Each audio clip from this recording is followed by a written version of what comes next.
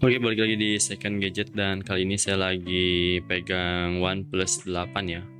Saya akan bahas mungkin first impression ya, atau kesan pertama menggunakan OnePlus 8, tapi ini yang seri UE-nya yang Verizon.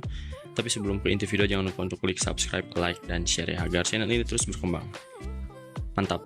Oke, jadi saya akan singkat review aja ya. Ini udah dijual ke teman saya juga. Dulu masih saya pakai sih. Cuman beberapa bulan saya jual ke teman saya. Kurang lebih udah 8 bulan lah dari awal beli itu. Masih harga 2 juta, 3 juta 300 kalau nggak salah, atau 3 juta. Sekarang udah 2 juta 900-an ya. Dulu saya beli di WT Teknologi dengan kondisi mulus banget. Ini karena pakai hard case, jadi ada ini ya, jejak gitu tuh kan. Nah, kondisinya sekarang udah ada lecet-lecet juga. Cuman ini udah dites juga sama teman saya, masih waterproof ya. Nah, ini ada masih segel tokonya nih, masih ada segel tokonya. Terus setup 3 kamera buat backdoor mulus juga. Jadi emang awal dapet tuh emang bener-bener mulus, backdoornya masih rapet, waterproofnya masih berfungsi ya. Adhesifnya juga masih bagus.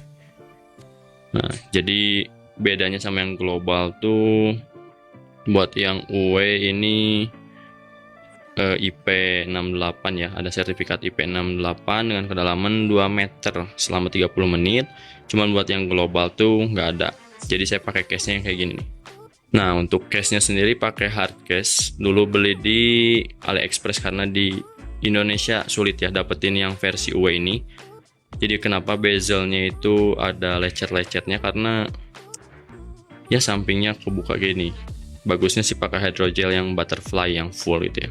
Oke, next saya nggak akan bahas untuk spesifikasi detailnya ya, karena ada di GSM Arena, tapi saya lebih ke untuk apa nih, HP ini tuh si OnePlus 8 tuh cocoknya dipakai untuk apa.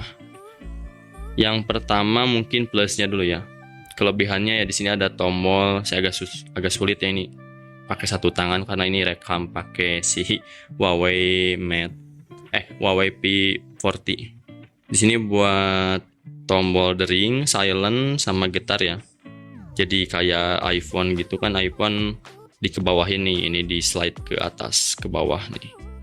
Agak susah nih, takut jatuh nih. Nah, jadi dia getar, dering ya.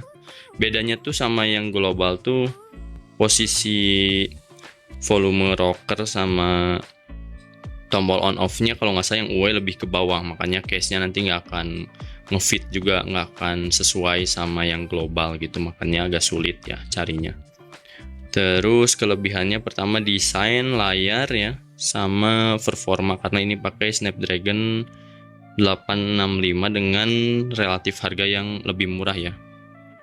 Ini meskipun made in China, tapi OnePlus nih emang terbilang bagus ya. Apalagi di sini masih versinya Oxygen OS 11 ya. Jadi untuk yang versi UE ini mentok di Android 11, sedangkan yang global di Android 13. Untuk displaynya sendiri udah 90 Hz. Cuman masalahnya tuh karena banyak isu dari green screen atau green tint ya. Jadi saya udah amanatin juga nih ke teman saya biar di lock di 60 Hz.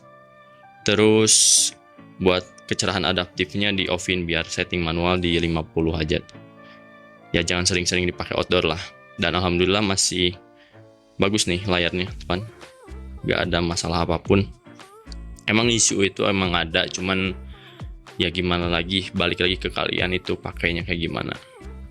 Oke, jadi kelebihan yang kedua selain dari display, terus kedua performa ya. Jadi ini enaknya buat pakai main game menurut saya nih. Terus ketiga ini ya setup kamera, meskipun plus minus sih buat kameranya, nanti saya kasih sampel fotonya juga ya. Kalau menurut saya sih kameranya emang komplit ya. Cuman ada ultra wide 0,6 wide sama telephoto. Nah, ini kan plus video juga bisa 60 fps, cuman di settingan 4K 60 fps mentoknya, kalau depan cuman 30 fps. Nah gitu ya. Terus kelebihan yang keempat mungkin dari IMEI-nya ini udah karena ini X Inter cuma udah di rewrite ya, jadi permanen bebas reset. Nah, cuman single SIM. Oke, minusnya mungkin saya kurang cocok ya waktu dipakai daily, itu lebih enak dipakai main game. Soalnya ini Android 11. Meski enak ya, enak ini si Oxygen OS ini enak, cuman karena kameranya nanti saya kasih lihat juga kurang begitu serk lah. Dari hasil warnanya tuh kadang lebih vivid, kadang lebih lebih peang gitu sih, lebih pudar ya. Terus kekurangan kedua mungkin dari aksesoris yang minim. Oh ya, buat chargernya juga cepet, aksesoris. Terus yang ketiga mungkin dari layar ya, harus terawat banget karena takutnya green screen atau green tint, kan harga layarnya lumayan tuh. Nah, ini versi 11 maksimalnya ya. Nah, jadi emang yang nggak penting sih dimatiin aja, ini pakai mode gelap juga, cuman karena lagi review pakai mode terang kayak gini. Terus selebihnya sih udah itu aja sih, saya nggak cocok buat daily, makanya saya jual ke teman saya. Lebih cocok buat main game. Oke, jadi kesimpulannya gimana nih? Buat kalian yang cari HP game, menurut saya ini cocok banget, asalkan diperhatikan ya penggunaan layarnya. Terus buat baterai ini cukup awet juga ya. Ini seharian masih, shotnya saya lupa sama baterai health-nya berapa lagi. Nah, ini kan udah nggak pakai kartu, jadi teman saya pakai 2 handphone juga tuh. Pakai Pixel 5 buat HP utamanya. Jadi cuman single SIM. Terus baterai ini sehari cukup karena baterainya 4300, cuman saya nggak tahu ya. Ini tuh dulu dapet berapa persen lagi gitu untuk estimasi kapasitas realnya gitu ya. Terus buat customisasi yang suka nih custom ini Oxygen OS terkenal ya, apalagi yang routing ya gitu, yang suka custom ROM emang enak sih buat customisasinya, lebih banyak juga kayak One UI gitu. Nah, kan banyak banget fitur-fiturnya gitu, jadi cocok lah. Cuman saya nggak begitu cocok buat daily itu ya, ini kebesaran juga nih 6,5,5 ya, 6,8 ya, saya lupa nih. 6, boleh dikoreksi ya di bawah. 6,5, saya biasa pakai yang 6 inch lah, kurang lebih segitu. Terus buat main game enak banget, ini udah dipakai main game juga nih, PUBG, poker, sama bus simulator. Saya agak sulit juga ya mau coba-coba tuh, ini cuman tangan sebelah pakai yang ini OnePlus, yang satu pegang Huawei ini. Jadi overall sih kalau buat daily ya silahkan, cuman saya saranin buat lock di 60 Hz aja sih layarnya, karena ini enteng banget nih. Nah, buka aplikasi masih enak, cuman ya karena Android 11 agak terbatas kali ya buat kedepannya. Tapi overall sih nggak pernah ada masalah sih, meski saya aja ini yang Huawei masih Android 10 fine aja, jadi nggak perlu terlalu dipikirkan lah buat OS-nya. Cuman dengan harga sekarang yang 2.880 ya, saya lihat di WT Teknologi tuh boleh-boleh aja sih. Ini punya performa ketimbang ya OS-nya karena nggak update lagi ya. Jadi buat main game sih cocok-cocok aja. Cuman ya satu itu masalah dari layarnya doang. Selebihnya overall rewrite-nya permanen, layar besar, performa pakai Snapdragon 865 yang terbilang optimal ya, sama stabil ke aplikasi. Minusnya ya layar sama aksesoris yang agak rumit.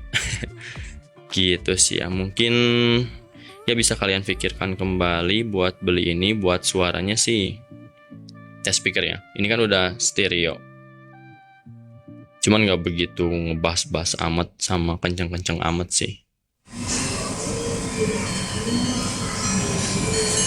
Nah, ini saya fullin. Jadi speakernya di sini satu, ya stereo, di sini satu. Nah, ini full. Duh, sorry kepijit. Nah, ini full. Jadi kurang lebih kayak gitu ya buat speakernya. Agak sedikit stereo ketimbang bassnya. jadi cempreng lah kalau gitu ya, garing gitu.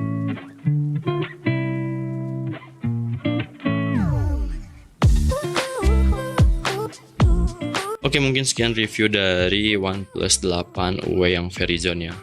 Jangan lupa untuk klik subscribe, like, dan share. Sampai jumpa di video selanjutnya.